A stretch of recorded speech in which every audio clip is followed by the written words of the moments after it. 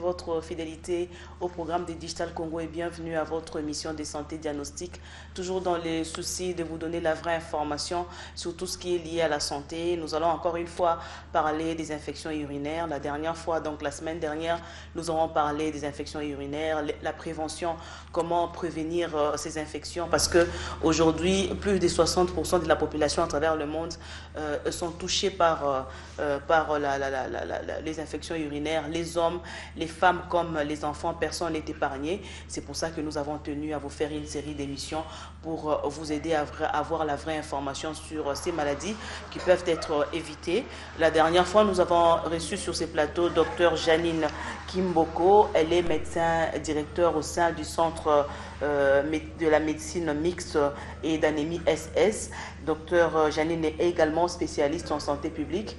Nous avons aussi reçu Dr Virginie Mujinga. Elle est pédiatre. Elle est également chercheuse au sein de cette même formation hospitalière. Nous avons tenu à les inviter encore une fois comme nous vous avions promis pour qu'elles continuent à nous donner les informations sur la prévention, le traitement des infections urinaires chez les enfants, même chez les adultes. Nous allons faire d'abord un petit rappel sur ce qu'on s'est dit l'autre fois pour vous qui vous n'avez pas eu le temps de nous suivre et nous allons entrer dans le vif du sujet. Docteur Janine, bonsoir et merci de répondre à notre invitation. Si vous pouvez nous faire un petit rappel sur ce qu'on s'était dit en quelques mots pour que ceux qui ne nous ont pas suivis l'autre fois puissent avoir une idée et qu'ils puissent entrer dans le bain du sujet de ce soir.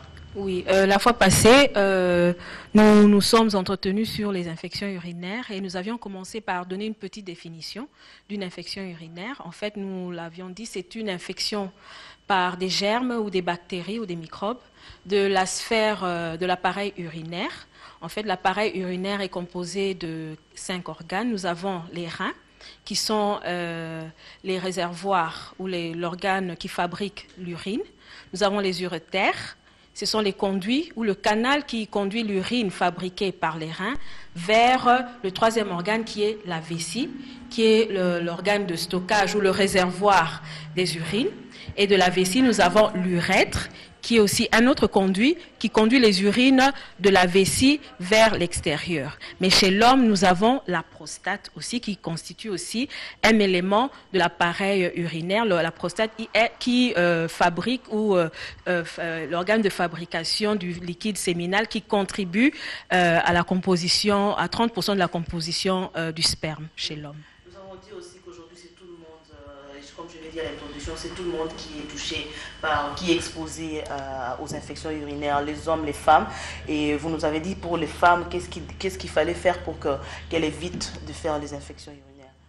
Oui, de façon anatomique, la femme est plus touchée par l'infection urinaire parce que déjà, ses voies urinaires sont proches des voies des selles, des voies digestives, c'est-à-dire que la distance n'est pas très grande. Donc les microbes des voies digestives, parce que la plupart des microbes sont des entérobactéries, donc les microbes qui colonisent la sphère anale.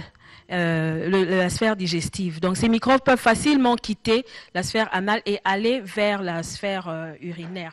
Dans ce sens que lorsqu'une femme a une mauvaise sécrétion et après tu as uriné ou quoi au cours de la journée, osons changer en groupe, ça va te permettre aussi d'être propre, de ne pas avoir des odeurs parce que le repas si babanga a odeur. C'est normal et sa production mucogénitale, ça peut entraîner des odeurs et ça peut gêner l'environnement. Mais ce qu'on a pas soin na yo, on a pas lingette na yo, OK au soubi, hein, tu t'essuies proprement d'avant vers l'arrière. Parce que la lingette en fait, ça peut moins parfum, il n'y a pas de savon, c'est antiseptique. Voilà. Hein, liquide, ils savanté et que soit yoté. Ça le quoi, la lingette, au bassin, il a bébé. Il y a des lingettes pour après les rapports sexuels que tu peux utiliser comme papier de toilette, tu t'essuies proprement et puis au lundi si papier de toilette nayo, au pose en un sac, tout ça et ça te permet d'être. Il y a des hommes qui pensent que c'est anormal. Un homme, tu vas uriner et tâcher sous-vêtement nayo, tu trouves ça normal, tu ramènes ça à la maison, madame tiens, lave toute ta sécrétion de la journée. Moi si à Soukolango parce que tu es un homme. Non, un homme peut être propre. Donc comme le docteur l'a dit, et banana bon moi la maman la qui ça banana yo ndenge ya kozala propre. Quand il ira en mariage, il ne va pas déranger sa femme avec des sous-vêtements sales. Il a été à sel, ami pangou si bien te, moi tâche sel et tikali na sous-vêtements. Il ne sait pas que le fait de rester avec ce sous-vêtement toute la journée, là, trace il y a urine, et ils s'appelle ba microbe, la nzoto naïe. Et ce n'est pas agréable non plus, un homme qui passe avec une odeur. Hein? Donc c'est bien aussi si Kosuba, il y a des papiers de toilette dans certaines toilettes. Soit moi papier mi pangousa na niveau ya meya urinaire ici comme ma soupe bimara olongoli moi excès à ma soupe wana et puis au bois qui c'est pas que banola ta ba prothèse slip non bien qu'il y en a aussi pour les hommes. Ah oui, pour avoir des slips propres. Hein, parce que c'est pas agréable de ramener toujours des sous-vêtements sales à la maison et de faire nettoyer par la femme quand même. Parce que les femmes, elles sont obligées de tout faire. Oui, oui. Donc ce sont des préventions quand même que chacun des pratiques que chacun de nous devrait avoir en dehors d'avoir des seaux à part, vaisselle, laver les habits à part et le corps à part, les essuie-mains, source de propagation des microbes, toute la famille a ça et puis au lieu de na singa et non na chambre parce qu'on a peur des voisins. Voilà. Le sous-vêtement en coton au lieu de na moi tout ça bon au bon bien on a assez à quitte na humidité nyon so wana microbe et c'est multiplier les sous. C'est vrai on a des problèmes de courant et d'espace. Alors hygiène pe mususu est important et c'est la toilette. Là c'est une interpellation pour na bakolo le pango. Tu as des locataires, tu ne te donnes pas la peine d'avoir des toilettes pour chaque porte.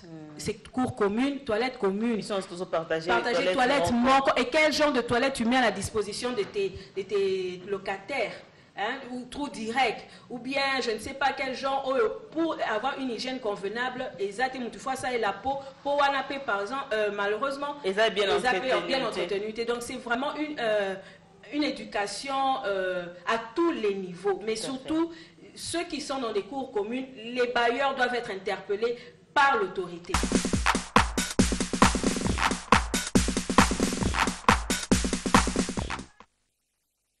Les infections urinaires touchent aujourd'hui les hommes, les femmes et même les enfants, filles ou garçons. Ces maladies, une fois mal soignées, peuvent amener à des complications sévères, même à l'insuffisance rénale. Mieux vaut prévenir que guérir, dit-on. Nous devons observer un certain nombre de principes pour ne pas souffrir d'infections urinaires. Il est donc recommandé de boire beaucoup d'eau, au moins 2 litres par jour, pour favoriser le flux rénal et éliminer le microbe. Allez aux toilettes régulièrement et essayez de ne pas vous retenir. Urinez après le rapport sexuel. Pour votre toilette intime, n'utilisez pas le savon trop agressif car ils finissent par détériorer la flore vaginale qui vous protège naturellement de bactéries. Évitez de porter des vêtements trop serrés pendant la période de forte chaleur. La transpiration favorise la prolifération de bactéries. Préférez également de sous-vêtements en coton plutôt que synthétiques. Lavez vos sous-vêtements correctement, les étalez en plein air au fil et repassez lorsqu'ils sont secs.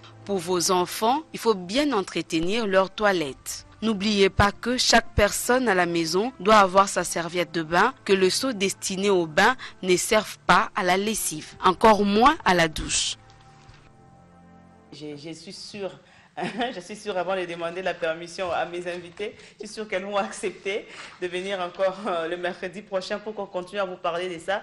Vous nous avez écrit, vous nous dites que nous, des diagnostics, nous parlons souvent du paludisme, du VIH-Sida, mais nous ne parlons pas de tout ce qui est lié aux soins intimes. Voilà pourquoi nous avons tenu de vous parler des infections urinaires et on savait qu'en parlant des infections urinaires, on arriverait aux soins intimes et nous allons demander à nos invités de revenir encore si elles voudraient bien de revenir encore la semaine prochaine pour répondre à vos préoccupations sur les infections urinaires parce qu'il y a des gens qui ont demandé est-ce que les infections urinaires sont aussi à la base de l'impuissance sexuelle chez un homme.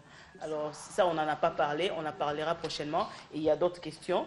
Merci à vous, chers téléspectateurs, de nous avoir suivis. Nous avons continué, nous avons parlé encore des infections urinaires chez les enfants, chez les mamans et même chez les papas.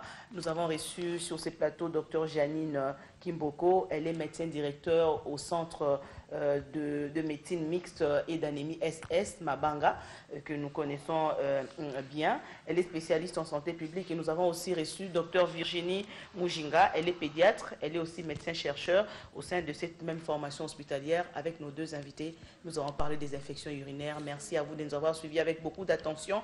Nous vous promettons qu'elles vont venir la semaine prochaine pour que nous puissions continuer de parler de ces sujets. Merci à l'équipe technique qui a permis que nous puissions nous présenter chez vous. Bonne suite des programmes sur nos antennes et à la semaine prochaine. Au revoir.